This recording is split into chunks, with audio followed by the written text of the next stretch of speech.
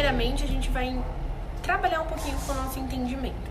Então, eu vou precisar que vocês utilizem lá a lição de vocês dos feelings, dos sentimentos, para conseguir fazer essa liçãozinha inicial. Vamos ver como vocês se saem na primeira parte do verb to be, ok?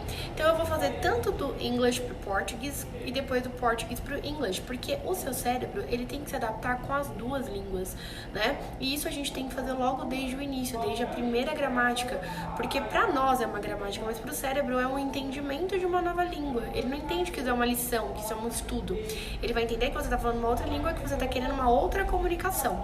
E se a gente começar trabalhando desde o começo com aquele negócio de ficar fazendo tradução toda hora, tradução, não vai ser uma coisa espontânea, não vai ser uma fala fluente, não vai ser uma fala boa. E não é quando a gente tem a fluência lá na frente. A fluência, ela começa desde o comecinho das aulas, desde a primeira gramática. Por isso que no começo eu passo só palavrinhas, pra vocês irem se acostumando com as palavrinhas, soltar a dicção no inglês, porque a fala é diferente da nossa fala habitual. Qualquer língua é assim, tá? Então, o primeiro processo é a gente deixar o cérebro trabalhar nas duas línguas, para que quanto mais a gente veja, a gente já consiga entender se é ser ou estar. Quando a pessoa fala pra mim, she's my friend, que nem tá escrito aqui, ó, she's my friend, o que o meu cérebro pega? Ela é minha amiga. Ó, ela é minha amiga, tá? She's my friend. Então, por isso que a gente tem que dominar os sujeitos, por isso que a gente tem que saber o verbo to be de cada frase. E os complementos é exatamente as palavrinhas que a gente vai aprendendo, que nem aprendeu lá as frutas, as comidas, as roupas, os acessórios, né? Tudo isso são complementos de frase, que vem complementando a frase pro entendimento ficar redondinho, tá?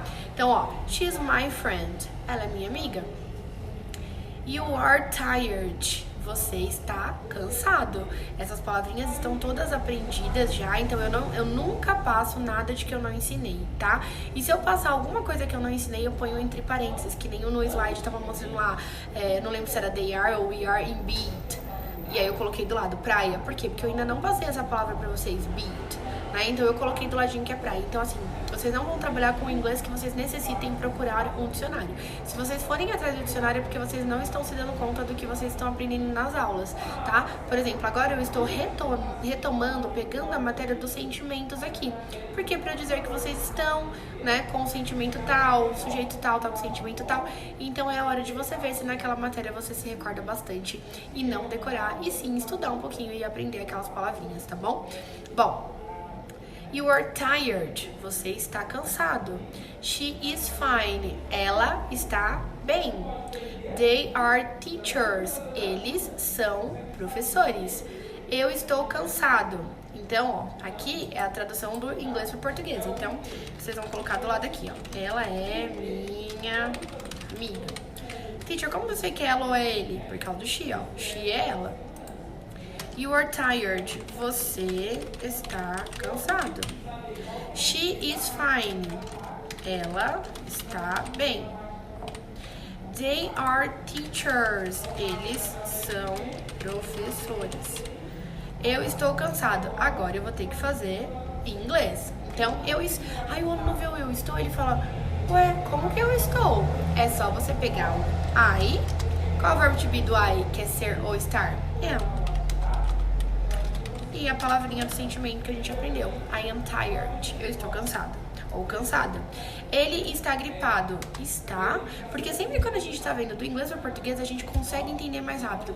Mas quando é o contrário, parece que o cérebro ele não entendeu ainda, né? Isso aconteceu ontem, inclusive, na sala de aula. A aluna estava fazendo bonitinho ali no she's my friend, you are tired, he's in hospital. Ela estava fazendo certinho. Quando foi o contrário, ela falou assim para mim, ô teacher, como é estamos? Não existe uma palavra estamos, existe um verbo conjugado com o sujeito estamos. E quem é o sujeito estamos? É o we. Então, we are. We are. E aí, o que ela queria colocar lá na folha? We are é nós estamos, ou nós somos, tá bom? Então, ele está gripado. He is flu. Opa, fly não, flu. He is flu. E aqui eu já comecei o meu entendimento em ambas as línguas. Não se deve estudar uma língua só. Tem que mexer com a sua e com a outra. Com a sua e com a outra. Mas não mexer com a sua no sentido de tradução. Mexer com a sua no sentido de que o cérebro ele possa ser capaz de entender as duas as duas línguas e vá se acostumando.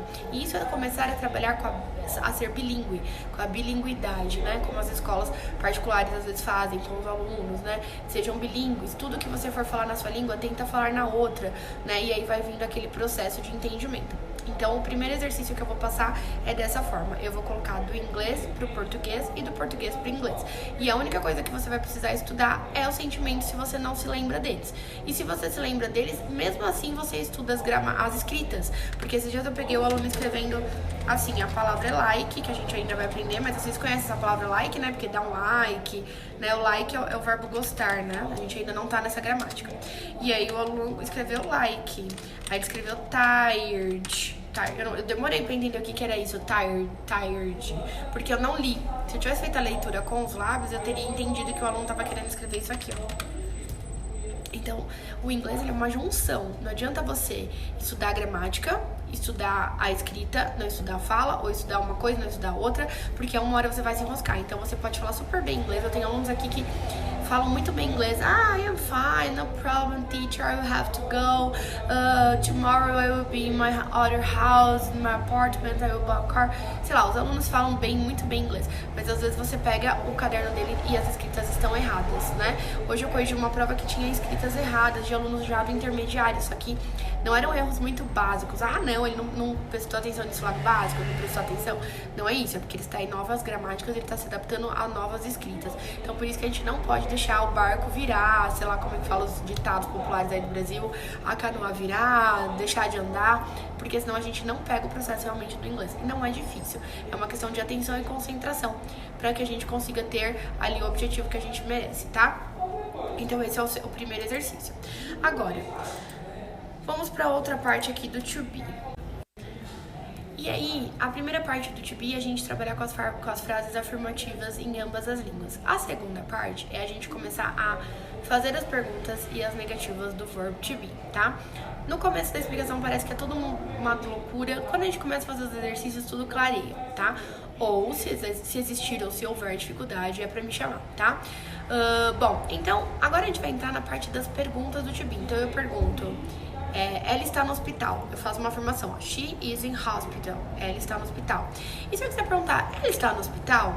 Se você perceber na nossa linguística brasileira, no português, a gente fala e afirma da mesma forma. A única coisa que muda é a entonação da nossa voz. Então, se eu for falar assim, ó, ela está no hospital, porque o nosso está vira tá, né? Ela tá no hospital, ela está no hospital. E se, ó, ela está no hospital. E se eu quiser perguntar, o que eu faço? Eu só mudo a minha entonação, ó. Ela está no hospital? Ó, e ainda a gente faz uma cara esperando que a pessoa responda a gente, né? Ela tá no hospital. Ela tá no hospital? Ó o que a gente faz. É a nossa maneira de perguntar. A gente só faz uma entonação diferente, né? Quando a gente quer perguntar algo relacionado ao to be. Ela é legal? Ela tá em casa? Ela foi... Não, porque já não tem nada a ver com to be. Ela tá na escola? Ela é sua irmã? Então, ó, tudo relacionado a ser e estar, tudo relacionado a ser e estar, né? Então, nós perguntamos da mesma forma que afirmamos, mas mudamos a entonação da voz. Já no inglês, eles são menos enfáticos, ou seja, eles têm menos ênfase nas perguntas, porque eles invertem a posição do verbo to be. E aí entra aquela história que eu já estava conversando com vocês no começo do curso, que é a não comparação de línguas. Nunca se compara, tipo, por que eles fazem isso? Porque eles fazem isso e foi criada dessa forma a língua deles. Não quer dizer que a deles está errada e a nossa está certa. Eles podem achar a mesma coisa da gente. Eles podem falar, ué, eles perguntam da mesma forma que eles afirmam, só muda a voz, então tem que dar uma cantadinha pra fazer uma pergunta? É tipo isso, tá? Então, olha só, no inglês não, eles fazem diferente. Por exemplo, se estiver no Brasil, ela é legal? Ela é legal? Ó a diferença. Até aparece as rugas aqui, né? Ela é legal, ela é legal, ela é legal, né? A gente faz isso, automaticamente acho que a gente cria mais rugas aqui. A nossa língua faz a gente criar mais rugas, né? Porque a gente faz uma expressão diferente, né? E nas nossas vozes a gente muda a nossa entonação, né? Então, beleza. No inglês a gente tem o auxiliar, né? O to be, ele vai fazer uma inversão nas perguntas, que é o que a gente vai ver no próximo vídeo. Aí no próximo vídeo a gente já vai ver as formas de perguntas, as formas negativas, e aí a gente já começa a trabalhar com os exercícios e a aula da semana, tá bom?